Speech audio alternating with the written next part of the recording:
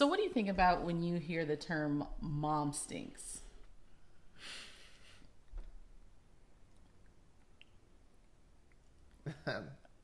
Mom stinks. One, two, three, funky.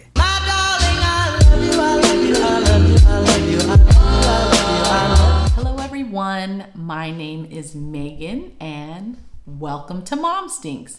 Please bear with me as this is my first blog ever.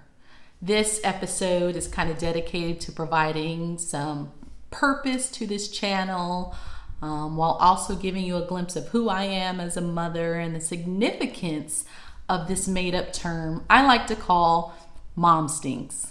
So who am I?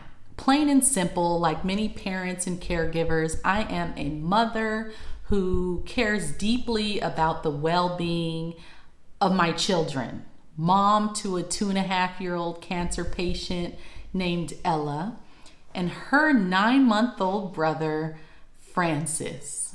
And let me tell you, when Ella was born, I was what you would call a complete momzilla. I mean, all visitors had to have up-to-date Tdap shots, no kissing, no smoking, the whole nine. I mean, I even grew to be a light sleeper because even the thought of something called SIDS, which is sudden infant death syndrome, just frightened me. I was also dealing with a bit of anxiety and postpartum depression. I was anxious about leaving her with really anyone, to include my husband, go figure. You know, I was just that mom. See, at the time, my husband and I were officers in the military stationed at 2 separate duty locations. So it was just Ella and I for the majority of the week for about 9 months. So we grew really, really close. But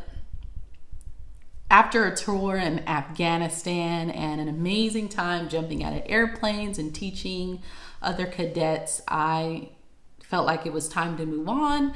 I needed a new challenge, and I also just wanted to be around as my kids grew up. So not too long after my husband and I left the Army, I got pregnant with Francis. Shortly after that, COVID hit and we were on lockdown, and I grew anxious as I was forced to kind of navigate pregnancy through this pandemic. But on May 30th, we rushed to the hospital after laboring way too long at home, and after getting to the hospital within an hour, I was pushing Francis out. And let me tell you, for all of those mothers who were able to labor unmedicated with their masks, kudos to you, because I will tell you, when I started to push, my mask certainly came off.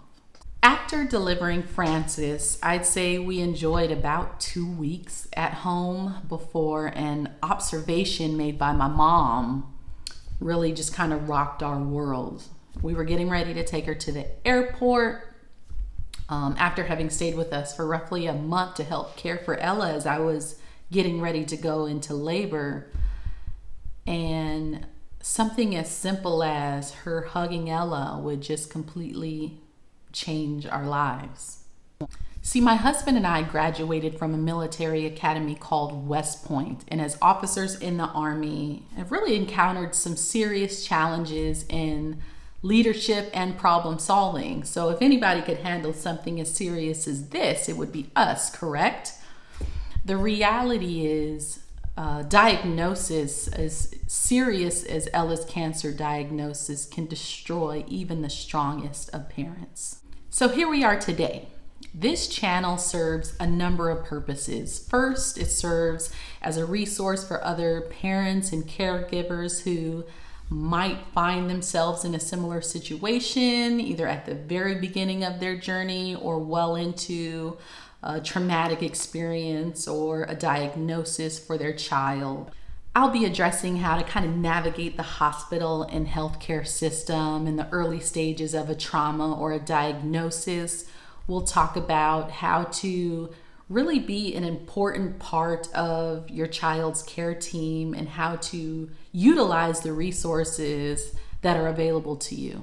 I'll talk about how I try to manage stress and balance life at home with my husband and raising another kid. We'll also have a few guest speakers along the way. Some will address family support and how you can be there for a family member going through this. We've all heard the term or phrase, it takes a village. And I truly believe it takes a village. This is when your village really needs to activate. I'll have other cancer moms, dads come in and kind of talk about their experience. We'll also take you along our journey as Ella is in active treatment. My only hope is that I can have enough courage to really show both the highs and lows, because there have been many already and I know there will be more. So, the goal is to really bring awareness to that which is pediatric cancer. Overall, we'll talk about how important it is to follow your Momstincts as a parent. And when I say Momstincts, I'm not just talking to moms. I'm talking to dads, grandmas, grandpas, aunts, uncles. It's extremely important. I mean, think about a time, and not just in healthcare, think about a time when you really wished you would have followed your instincts as a parent. Don't dwell on it. Don't beat yourself up. At least that's what I tell myself to try not to do. Just recognize it for what it is and do better the next time. But I really do believe there is power in trusting your Momstincts. So hit the subscribe button to follow along and receive our latest episodes. So now, do you understand what I mean when I say Momstincts? Yes, I do. You don't stink. Can I help it if I dream of you every night? What do you think about when you hear the term? So what do you think about when you... Oh my gosh. Just looking at you. Okay. Looking at me. What's wrong with looking at me? So what do you think about when you hear the term mom stinks? Mom stinks. Is that a phrase or one word or what? What? Just mom stinks. Just the word. It's not a real word. Marcus, don't say that. So what do you think about when... Stop. What?